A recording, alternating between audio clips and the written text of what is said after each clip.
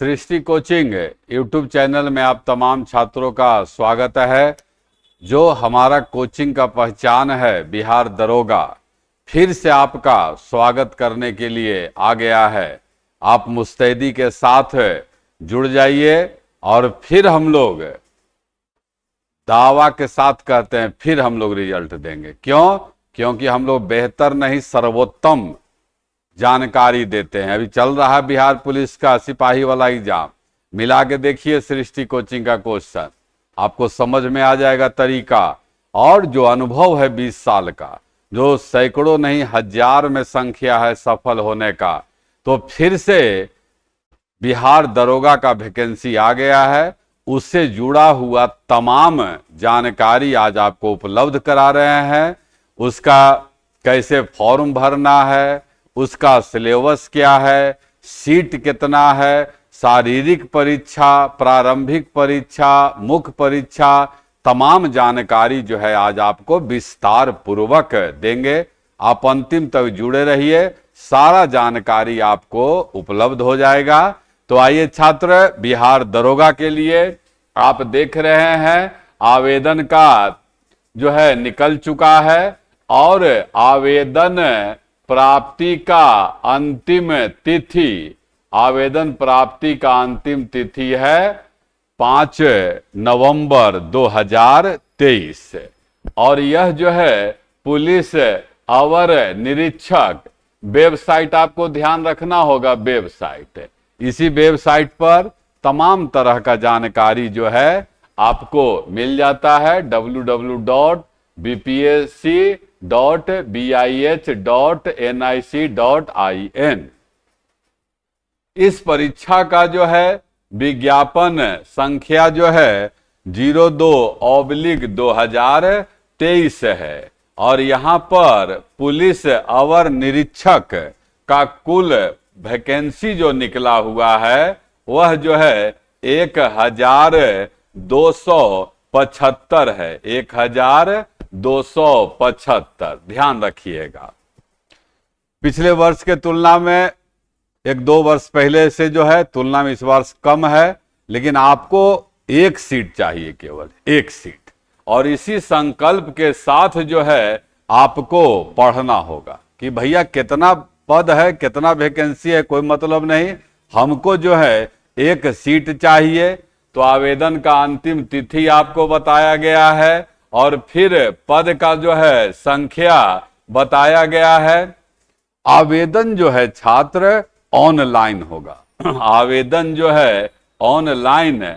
और यह प्रारंभ कितना तारीख को होगा? 5, देख रहे हैं 5/10/2023, मतलब 5 अक्टूबर 2023 से ऑनलाइन फार्म भरा जाने लगेगा। और भरा कब तक जाएगा? 5/11/2023, मतलब पूरा 1 महीना फार्म जो है भरा जाएगा। ऑनलाइन फार्म भरना है आपको। तारीख यहां पर प्रारंभ का और अंतिम तिथि बताया गया है। फिर इसके बाद जो है आगे, और आप चलिए छात्र, आगे जो है आपका क्या है, आगे जो है क्या है सो देख लेना है कि यहां पर आपको समझना होगा कि देख लीजिए आवेदन का तारीख, प्रारंभ का तिथि करा दिया गया। ध्यान क्या रखना है कि एक अभ्यर्थी द्वारा एक ही ऑनलाइन आवेदन पत्र भरा जाएगा। ध्यान से सुनिएगा अंतिम तक, सारा जानकारी जो है आपको उपलब्ध हो जाएगा। एक ही आवेदन पत्र भरा जाएगा।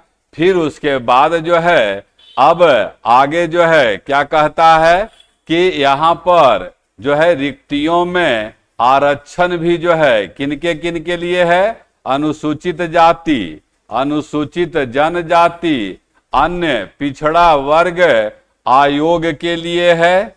फिर आगे आइए, आगे जब देखिएगा तो इस तरह का जो है आर्थिक रूप से कमजोर लोगों के लिए भी आरक्षण है।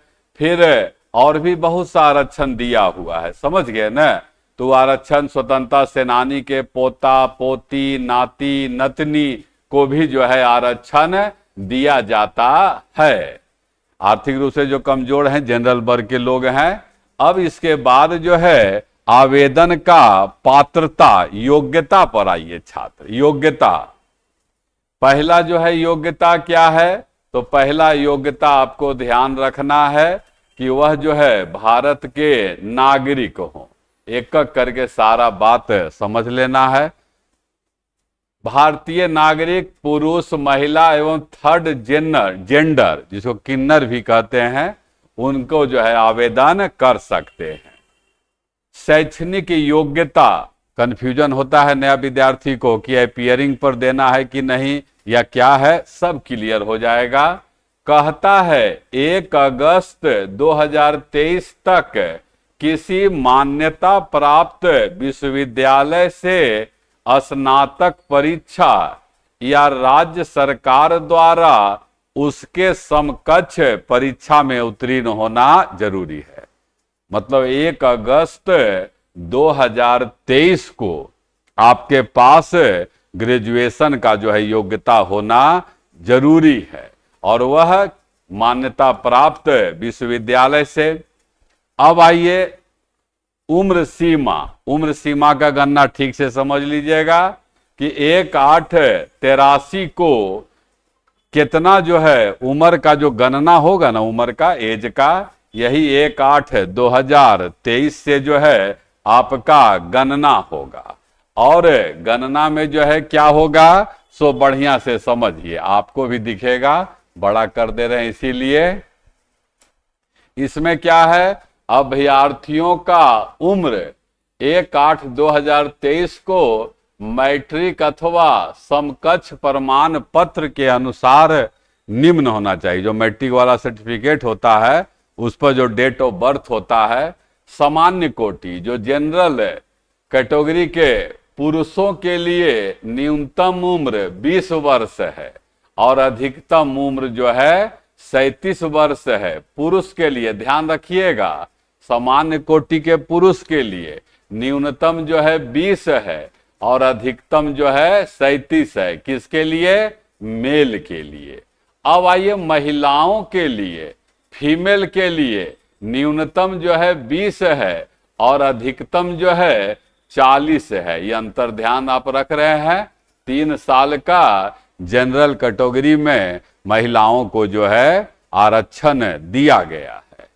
अब आइए पिछड़ा वर्ग के लिए और अत्यंत पिछड़ा वर्ग के पुरुष एवं महिलाओं के लिए न्यूनतम 20 है और अधिकतम जो है 40 है। ध्यान दे रहे हैं कि जनरल में पुरुष और महिला में अंतर है, लेकिन अगर कोई पिछड़ा वर्ग है और अत्यंत पिछड़ा वर्ग है तो पुरुष हो या महिला हो, दोनों के लिए न्यूनतम 20 वर्ष और अधिकतम जो है 40 वर्ष है।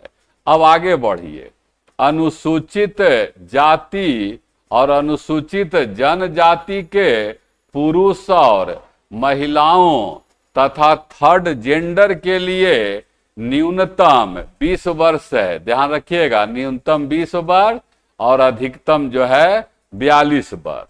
ओबीसी में आपको क्या बताया गया, न्यूनतम 20 वर्ष, अधिकतम जो है 40 वर्ष, और जनरल का बताया ही गया है। फिर इसके बाद जो सरकारी नौकरी में हैं, बिहार के वैसे सरकारी सेवक उच्चतर वेतनमान की सेवा में जाने के लिए प्रतियोगिता में भाग लेने हेतु अधिकतम 5 वर्ष की छूट दी जाती है। मतलब सरकारी नौकरी वाले को भी जो है यहाँ पर छूट का प्रावधान किया गया है। फिर इसके बाद आगे फिर और देखिए, अब साफ कहा गया है, क्या साफ जो है कहा गया है कि अभ्यर्थी का उम्र का गणना जो है, सो ध्यान रखिएगा, उम्र का जो गणना बताया गया है वह क्या होगा, मैट्रिक अथवा समकक्ष परीक्षा के प्रमाण पत्र में जो अंकित तिथि है। एकदम क्लियर हो जाएगा सारा कुछ। सुनिएगा, बाद में जो है हम लोग इसको डाल भी देंगे टेलीग्राम में, सृष्टि कोचिंग वाला, या व्हाट्सएप ग्रुप में भी। चलिए अब जो है देखिए, शारीरिक मापदंड आपको समझ लेना है।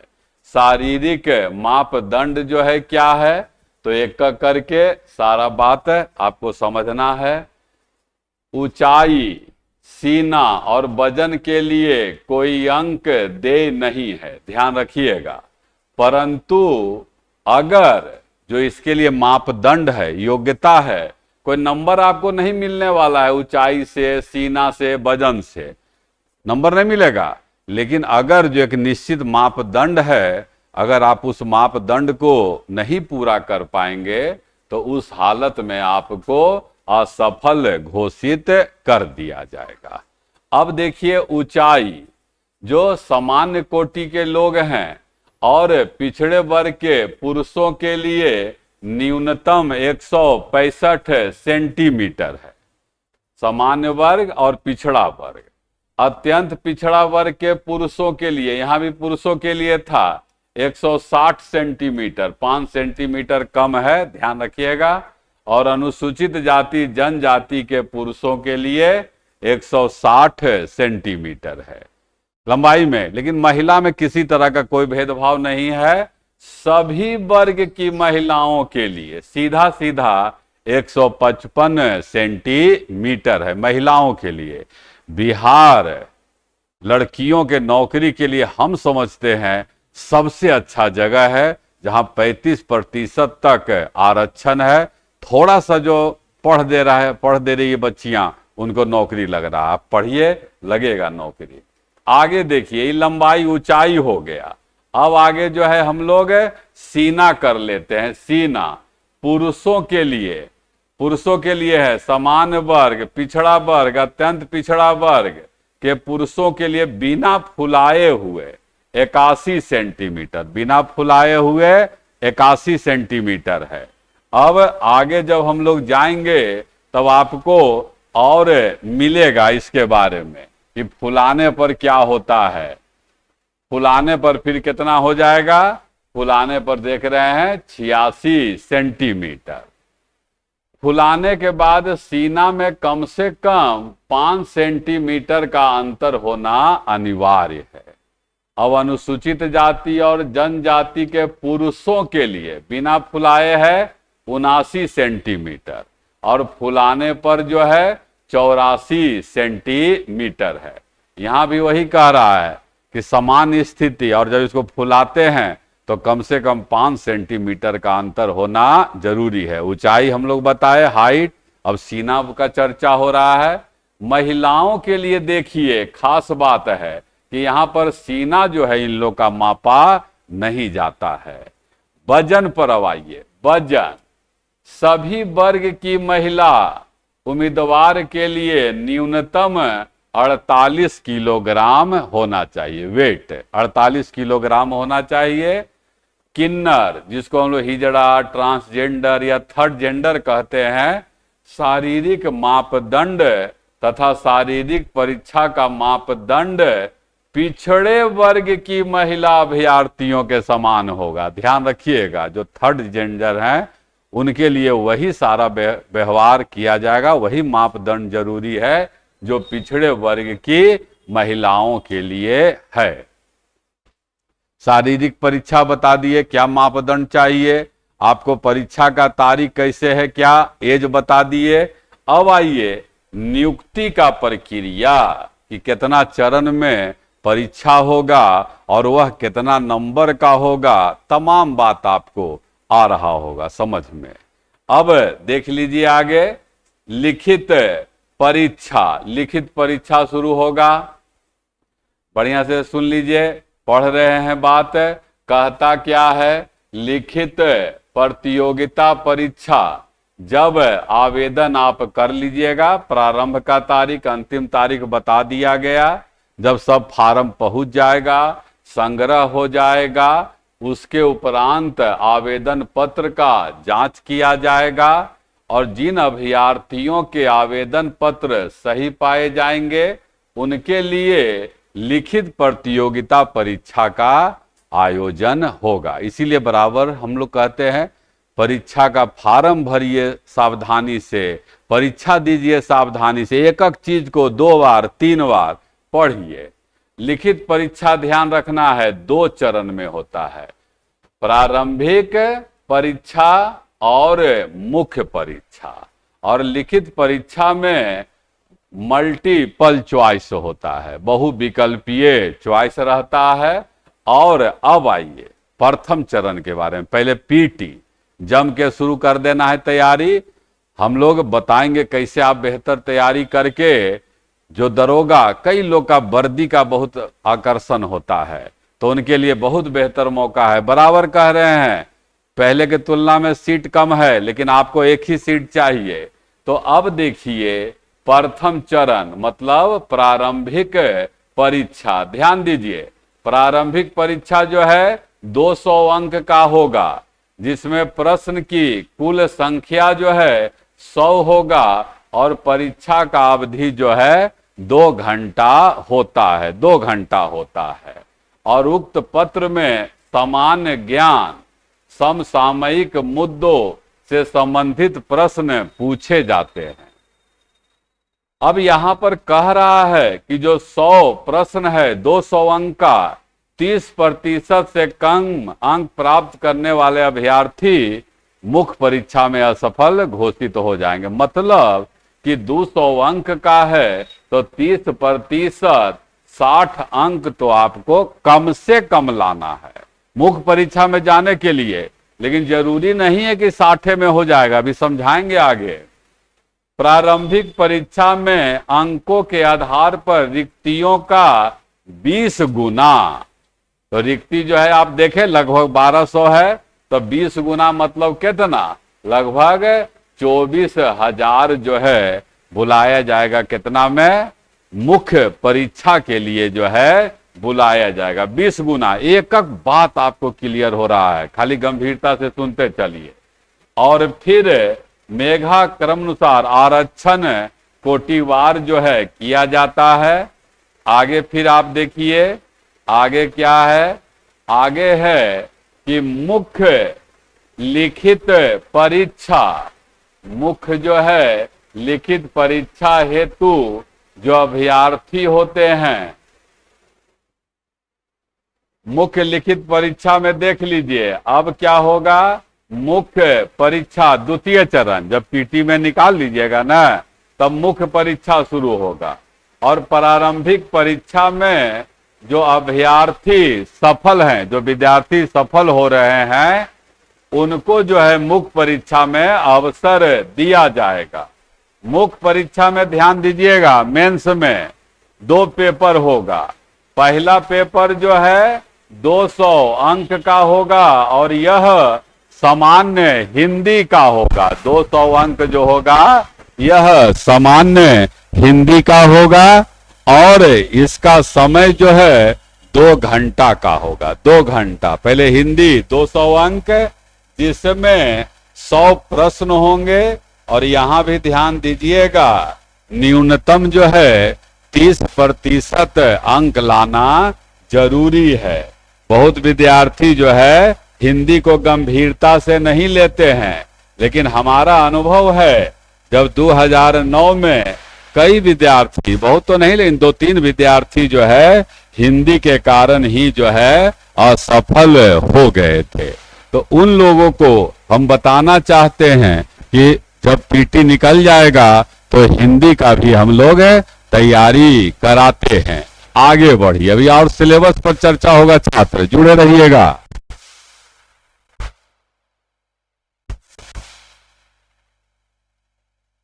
चलिए अभी क्या बताया गया कि अगर हिंदी में आप 30% नंबर नहीं लाइएगा तो आपको अयोग्य घोषित किया जाएगा। अभी सबका सिलेबस भी बताना है, इसलिए ध्यान से सुनते रहिए। समान हिंदी पत्र का प्राप्तांक जो है इससे मेरिट का कोई मतलब नहीं है, जस्ट क्वालिफाइंग है। आप हिंदी पास कर लीजिएगा तो जो द्वितीय पत्र है, मेंस का चर्चा कर रहे हैं, मुख्य परीक्षा का, उसमें समान अध्ययन, समान विज्ञान, नागरिक शास्त्र, भारतीय इतिहास, भारतीय भूगोल, गणितीय एवं मानसिक योग्यता से संबंधित 200 अंक का 100 प्रश्न होगा। 200 अंक का 100 प्रश्न होता है और इसका कुल अवधि जो है 2 घंटे का होता है। मतलब 2 पेपर है मेंस में, एक हिंदी है और एक जो है सामान्य अध्ययन है। हिंदी जो है क्वालिफाइंग है। बहुत सा नया विद्यार्थी बैठेंगे, उनको 1 बार 2 बार जब सुनेंगे पूरा एकदम क्लियर हो जाएगा। चलिए, दोनों चरण के लिए निगेटिव है, ध्यान रखिएगा, पीटी में भी निगेटिव और मेंस में भी। दोनों चरणों की परीक्षा में प्रत्येक गलत उत्तर के लिए 0.2 अंक काटा जाएगा। उत्तर पुस्तिका 2 प्रतियों में होगा, जिसका एक प्रति आयोग के पास सुरक्षित रहता है। आपको बताया क्या गया, प्रारंभिक परीक्षा होगा पहले, क्योंकि लाखों फार्म भराएगा, उसमें जो पद है उसका 20 गुना जो है मेंस में बुलाया जाएगा, मेंस में। और 20 गुना का जो है फिर कितना, 2 गुना। यहां देखिए, मुख्य लिखित परीक्षा के आधार 2 गुना कर रहे हैं, 6 गुना अभ्यर्थी का चयन शारीरिक दक्षता प्राप्ति के लिए। मतलब कि जितना पद है, लगभग 1200-1300 जो पद है, इसका 6 गुना बुलाया जाता है, फिजिकल में जो है बुलाया जाएगा। फिर कहता क्या है, शारीरिक दक्षता परीक्षा में अर्हता प्राप्त अभ्यर्थियों की पर्याप्त संख्या में उपलब्ध अगर नहीं है तो वो अनुपात में कुछ परिवर्तन किया जाएगा।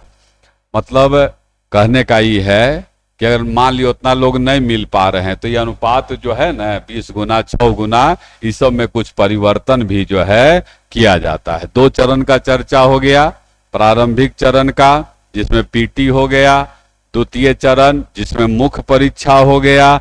अब आइए अगला जो है सो क्या है, अगला है तृतीय चरण। और तृतीय चरण में ध्यान रखिएगा, शारीरिक योग्यता जो है परीक्षा है, शारीरिक योग्यता। आपको पहले भी चर्चा हो गया है, फिजिकली आपको एकदम फिट रहना है, सीना लंबाई।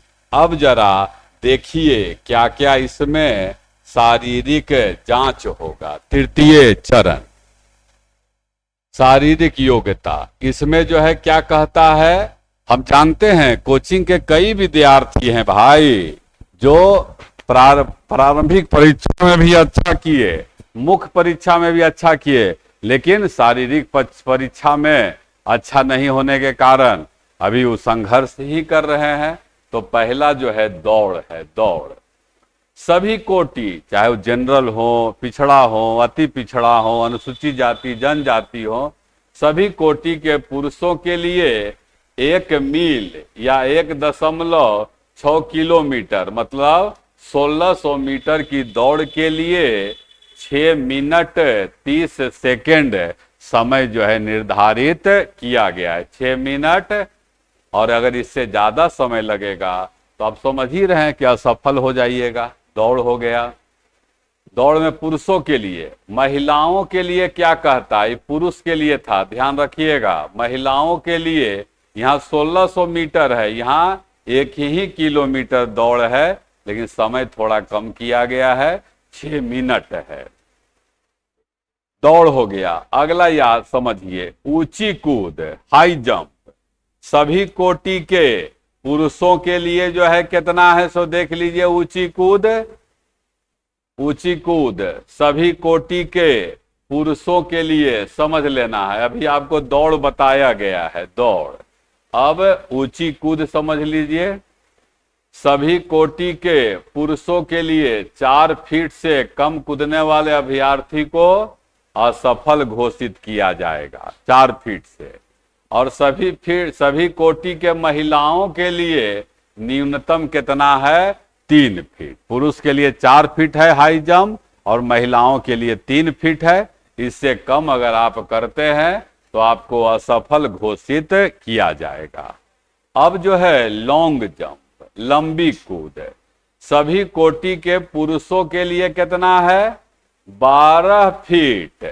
12 फीट है, ध्यान रखिएगा, न्यूनतम 12 फीट है। और सभी कोटि के महिलाओं के लिए जो है 9 फीट है। सभी कोटि के महिलाओं के लिए 9 फीट है। कहीं जाने का जरूरत नहीं है, पूरा जानकारी आपको उपलब्ध हो रहा है यहाँ पर। अब जो है आगे देखिएगा, अभी और है आपका फिजिकल, अभी और बाकी है। और वह क्या है, अभी हम लोग लॉन्ग जंप, हाई जंप किए हैं, और अब अगला जो है सो गोला फेंकना है। गोला फेंकना रहता है।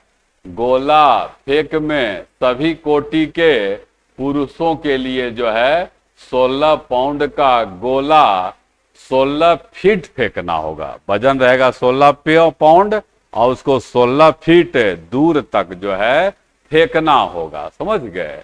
और तो समझिए रहे, 16 से कम रहेगा तो अभ्यर्थी को असफल घोषित किया जाएगा। 16 फीट फेंकना है।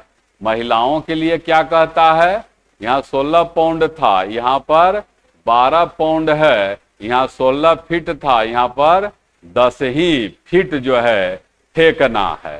तो ये सब जो है आपको ध्यान रखना है। तो अब इसके बाद और आगे जो है देखिए, समझिए, किन्नर के लिए, थर्ड जेंडर के लिए भी कुछ किया गया है। तो वह सब जो है आपको जानकारी यहाँ पर मिल रहा है। आगे देख लीजिएगा कि किन्नर के लिए जो है सो क्या कहा गया है। बिहार सरकार गृह विभाग के द्वारा ट्रांसजेंडर अभ्यर्थियों के लिए शारीरिक मापदंड, शारीरिक परीक्षा का मापदंड पिछड़े वर्ग की महिला अभ्यर्थियों के समान रहेगा। ये ध्यान रखिएगा, आपको जो बताया गया है। अब इसके बाद आगे देखिए, फिजिकल का भी जानकारी दे दिए छात्र। अब इसके बाद जो है कहता है कि उपरोक्त पद पर नियुक्ति हेतु चयन के लिए अंतिम रूप से जो सफल अभ्यर्थी होंगे उनका मेरिट लिस्ट मुख्य लिखित परीक्षा से प्राप्त अंक के आधार पर आरक्षण के अनुसार तैयार होगा। लिखित परीक्षा में 2 या 2 से अधिक अभ्यर्थियों के, ध्यान दीजिएगा बहुत महत्वपूर्ण बात है, 2 या 2 समान अंक अगर आ गया तब क्या होगा, तो मेधा सूची में उनके स्थान का निर्धारण जन्म तिथि के आधार पर होगा। ये देखना है, बहुत इंटरेस्टिंग बात है। और उम्र में जो ज्यादा वरीय होंगे, जो ज्यादा सीनियर होंगे, उनको जो है प्राथमिकता दिया जाएगा। समझ रहे हैं? एक नंबर बराबर आ जाएगा। फिर उसके बाद जो है आगे और कहा गया है कि समान अंक प्राप्त करने और समान जन्म तिथि वो भी हो गया। पहले तो कहा गया कि समान अंक आवेगा तो जिसका ज्यादा उम्र रहेगा उसका हो जाएगा।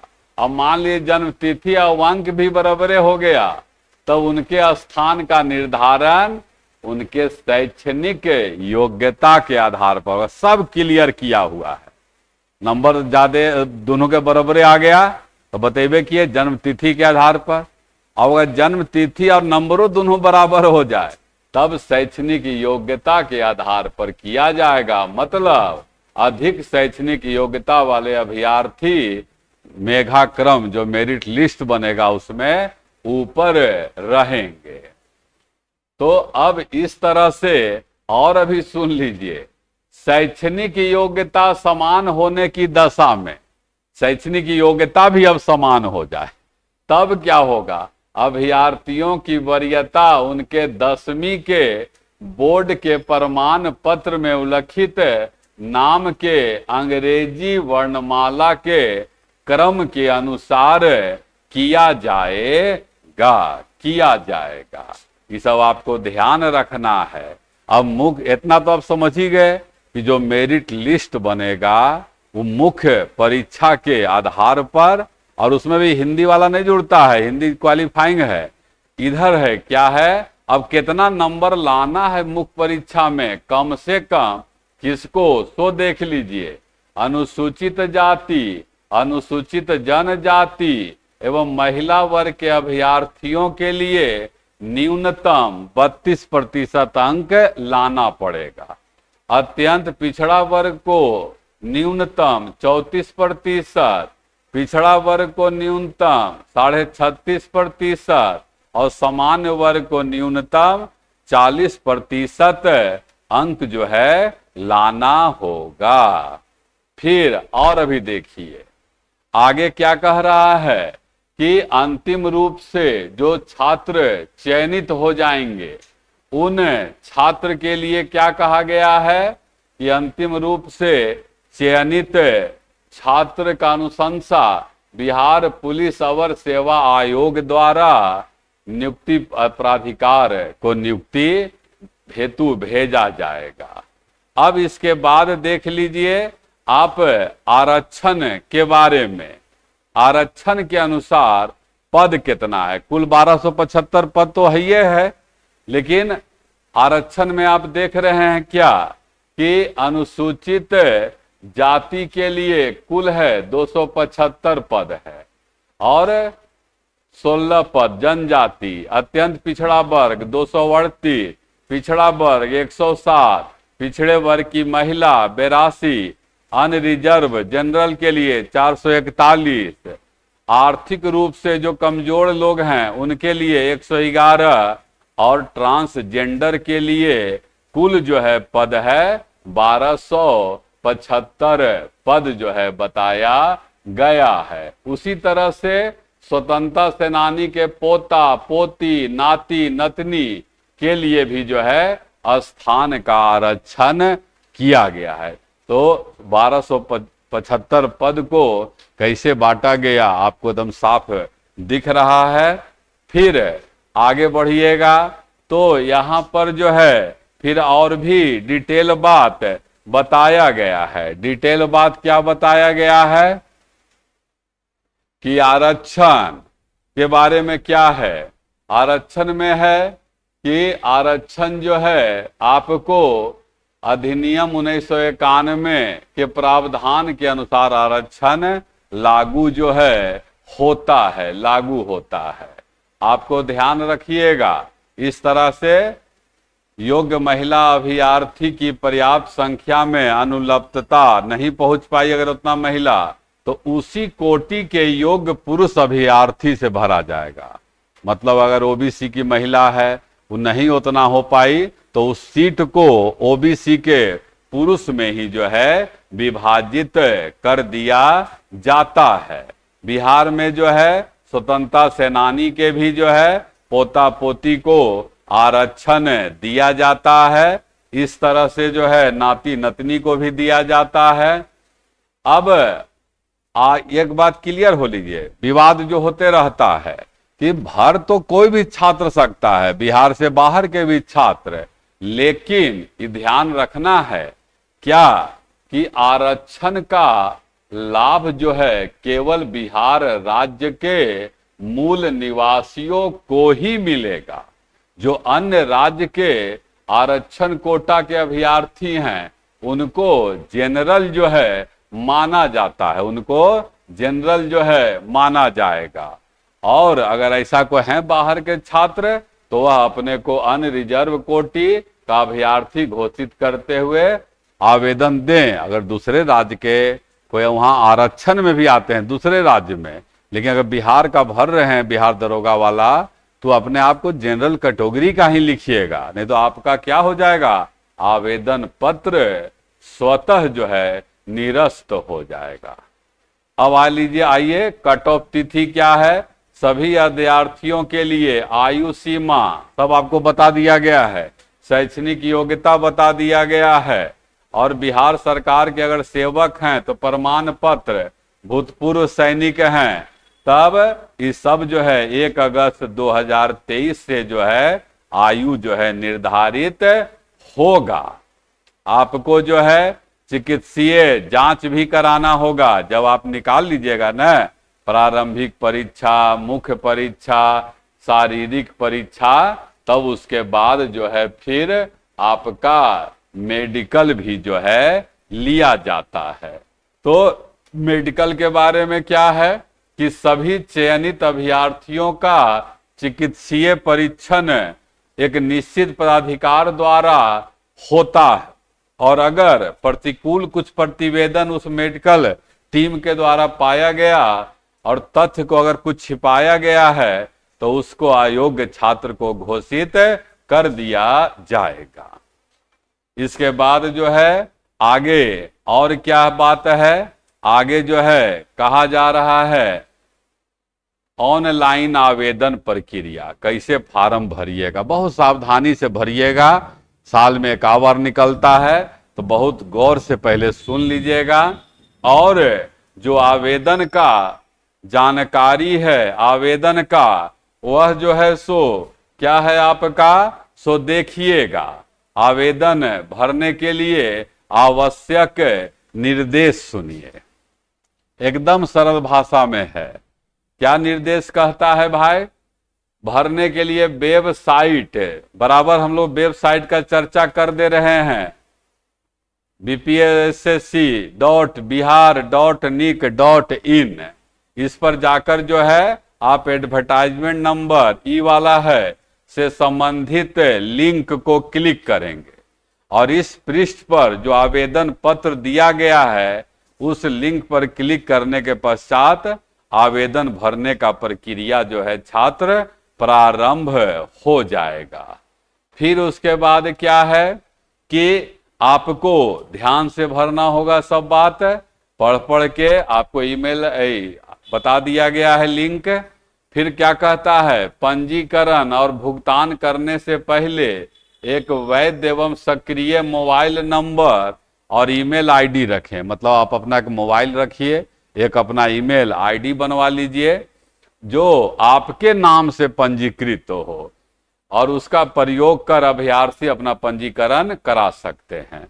मतलब अपना आपका मोबाइल नंबर, अपना आपका ईमेल आईडी हो। पंजीकरण कराने के लिए मोबाइल नंबर तथा ईमेल आईडी इसी पर सूचना आता है अनिवार्य है। यदि आपकी अपनी ईमेल आईडी नहीं है तो अपनी ईमेल आईडी अवश्य बना लें, ध्यान रखिएगा, क्योंकि ऑनलाइन आवेदन पत्र भरने के क्रम में एवं चयन प्रक्रिया के दौरान आवश्यकता अनुसार महत्वपूर्ण जो भी आपको सूचना होगा ना, सूचना इसी पर मिलता है।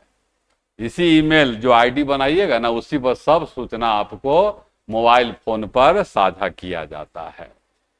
फिर क्या है, भर्ती के अंतिम चरण के पूर्ण होने तक आयोग अभ्यर्थी से उसी मोबाइल नंबर, उसी ईमेल आईडी पर संवाद करेगा जो पंजीकरण के दौरान दिया गया है। तो मतलब अगर आप मोबाइल नंबर बदल लीजिएगा, ईमेल आईडी बदल लीजिएगा तो आपको दिक्कत होगा, तो ये सब बढ़िया से बना लीजिएगा। फिर बैंक शुल्क सब आ रहे हैं। आवेदन पत्र एवं बैंक शुल्क के मूल्य का ऑनलाइन भुगतान करना होगा और भुगतान करते समय सावधानी क्या बरतना है, एकल आवेदन के लिए कई भुगतान से बचना है। किसी भी मामले में सफल भुगतान के बाद ध्यान दीजिएगा, आवेदन शुल्क की राशि लौटाई नहीं जाएगी। अगर सुन लीजिए, और अगर बिजली या इंटरनेट की विफलता या बैंक लिंक की धीमी गति के कारण राशि की कटौती हो जाती है लेकिन पंजीकरण नहीं हो पाता है तो शुल्क राशि 7 कार्य दिवस में जो है लौटा दिया जाता है। सारा बात एकदम क्लियर किया हुआ है छात्र, और आपको दिख भी रहा होगा। और अभी सुन लिए, बस थोड़ा सा और है। और आगे क्या कह रहा है, कहता है कि एक मोबाइल नंबर से एक ही आवेदन भरा जाएगा। मतलब अगर 2 भाई हैं, 2 दोस्त हैं तो दोनों एक एक मोबाइल नंबर, एक एक ईमेल आईडी से मत कर दीजिएगा, अलग अलग करिएगा। एक मोबाइल नंबर से मात्र एक ही आवेदन पत्र जो है भरा जा सकेगा। और आवेदन जिस समय आप भरिएगा मोबाइल को अपने पास रखिएगा, क्योंकि उसी मोबाइल नंबर पर एसएमएस के माध्यम से रजिस्ट्रेशन आईडी, पासवर्ड ये सब जो है भेजा जाता है। यही रजिस्ट्रेशन आईडी और पासवर्ड आपके रजिस्टर्ड ईमेल आईडी पर भी भेज दिया जाएगा। और आवेदन जब भरना है उसके पहले बढ़िया से सब सुनिश्चित कर लेना है कि विज्ञापन के अनुसार सभी पात्रता जो है वो पूरा करते हैं, मतलब उम्र का, हाइट का, चिकित्सा का सब अपना कर लेना है। एक अभ्यर्थी द्वारा एक ही ऑनलाइन आवेदन पत्र भरा जा सकता है। अगर एक से आवेदन पत्र अधिक भरते हैं तो उनके सभी आवेदन को अस्वीकृत कर दिया जाएगा। तो ये गलती मत करिएगा भाई, एक ही आवेदन पत्र भरिएगा, एक से ज्यादा भरिएगा तो देखिए साफ कहा जा रहा है अस्वीकृत किया जाएगा। जो अभ्यर्थी फर्जी नाम एवं पते के आधार पर आवेदन पत्र भरेंगे उनको अपात्र मानते हुए कठोर कानूनी कार्रवाई किया जाएगा। तो ऐसा मत करिएगा कुछ कि आपको दरोगा बनने के पहले ही आपका जेल यात्रा ये सब होवे लगे, आप दूसरा को कहा भेजिएगा जेल कि अपने चल जाइएगा। तो ये सब गड़बड़ सड़बड़ मत करिए, बढ़िया से सुन लीजिए, पढ़ लीजिए।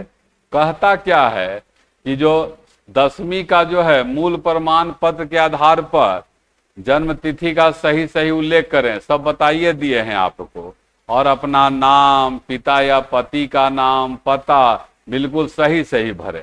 प्रमाण पत्र के मिलान के समय यदि इनमें कोई भिन्नता होगा तो उम्मीदवारी आपका क्या हो जाएगा, रद्द हो जाता है।